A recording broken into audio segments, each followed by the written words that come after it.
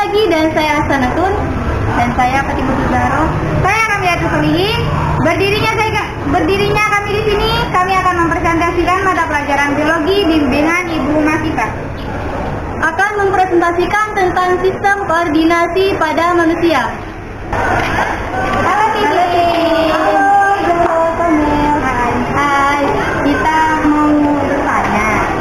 Ya, pernah nggak sih kamu merasakan rangsangan antara rangsangan dari orang lain? Pernah, seperti kalian itu yang berpegang tangan atau terkena senggolan yang tidak sengaja oleh orang lain. Ya, kamu pernah penasaran nggak bahwa hantaran itu bisa sampai ke kamu?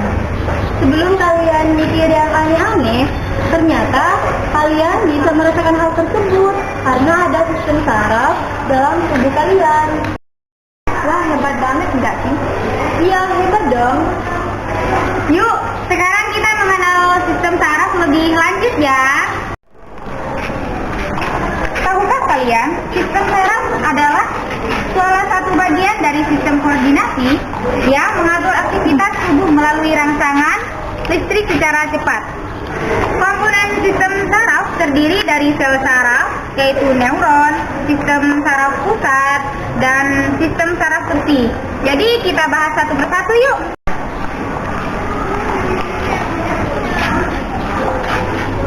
Kalian tahu nggak apa saja struktur sistem saraf itu? Sistem saraf ada 7 bagian struktur sel saraf yang perlu kita ketahui.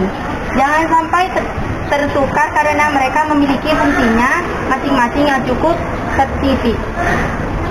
Support kuy, kita bahas satu persatu yuk. Jadi bagian pertama itu dendrit. Oh iya, saya tahu apa itu dendrit. Dendrit merupakan duluran sitoplasma yang relatif pendek, bercabang-cabang dan berfungsi menerima rangsangan untuk dikirim ke badan-badan sel. Setelah itu, rangsangan tersebut dikirim ke mana dong? Rangsangan tersebut kemudian dikirim ke badan sel atau perikarion. Pada badan sel ini rangsangan yang sebelumnya dikirim melalui diproses. Oh iya, badan sel juga memiliki inti atau nukleus di bagian tengah. Setelah diproses, rangsangan tersebut mulai berjalan ke akson. Akson merupakan jaluran sitoplasma yang panjang dan berfungsi menghantarkan rangsangan. Panjang akson sekitar 1 mm sampai 1 meter.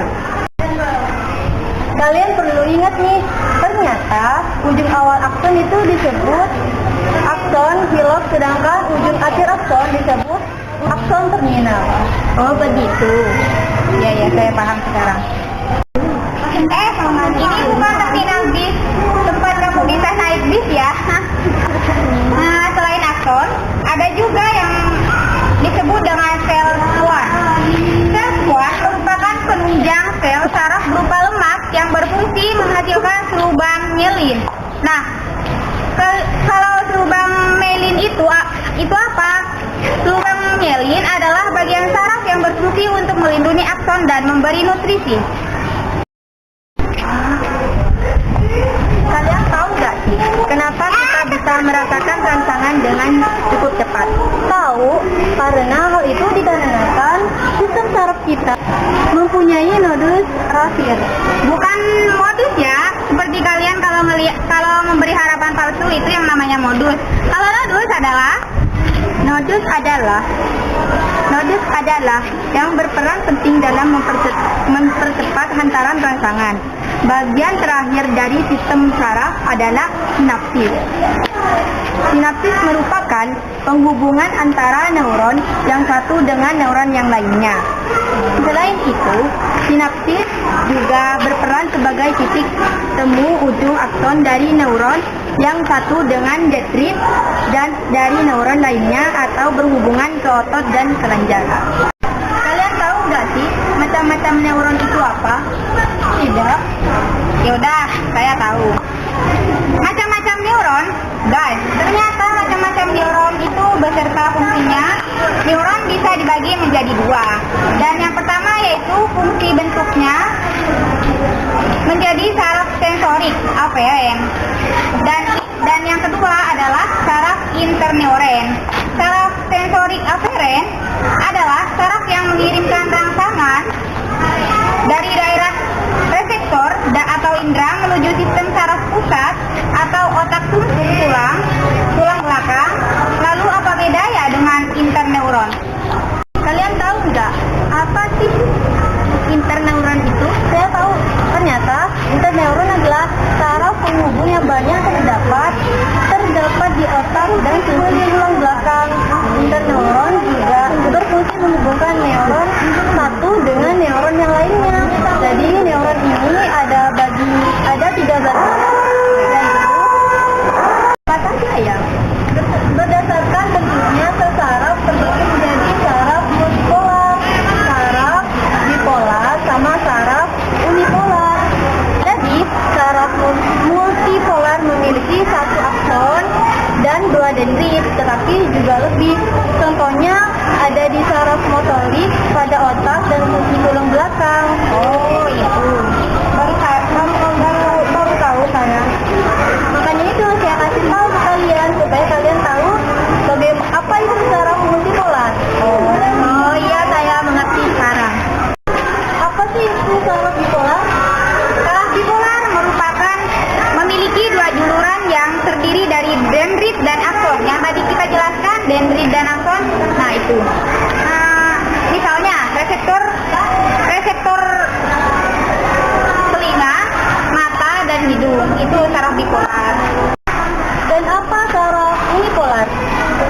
Saraf unipolar merupakan neuron bipolar yang hanya memiliki 1 juluran dari badan sel karena akson dan dendritnya mengalami fungsi. Contoh saraf unipolar adalah neuron pada embrio dan fotoreseptor mata. Apa itu rangsangan impuls? Guys, kamu penasaran nggak sih apa yang sebenarnya dimaksudkan dengan rangsangan? Penasaran dong, apa itu? Rangsangan atau impuls adalah pesan yang diterima oleh reseptor atau tubuh dari lingkungan luar. Kemudian dibawa oleh neuron atau serangkaian pulsa elektrik yang menjalari 1000 saraf. Contohnya, Jadi contohnya itu seperti manis ya? asin, pahit. Terus contohnya impuls antara lain perubahan suhu, tekanan, bau, aroma, suara, benda, dan berbagai rasa seperti yang kamu tadi sebutkan, asin, pahit, manis, dan begitu. Terus impuls yang diterima oleh reseptor dan disampaikan ke faktor efektor kemudian dapat menyebabkan terjadinya gerakan. Wah, ternyata proses kita bergerak saja melibatkan saraf ya. Iya. Kok kita nggak nyadar ya? Nah, kita bahas selanjutnya yaitu gerak sadar sama gerak refleks. Ya guys, perlu kalian ketahui gerakan dapat dibagikan menjadi 2 macam. Apa itu? Yaitu gerak sadar dan gerak refleks. Gerak sadar adalah gerak yang terjadi akibat disengaja atau disadari. Contohnya, gerakan memegang bahu saat ingin belajar atau ketika mengambil pensil. Sedangkan gerak refleks adalah gerakan yang tidak disengaja atau tidak disadari.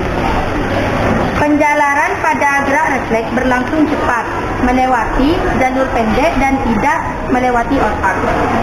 Contohnya antara lain, terangkatnya kaki saat menginjak paku atau kita saat berjalan.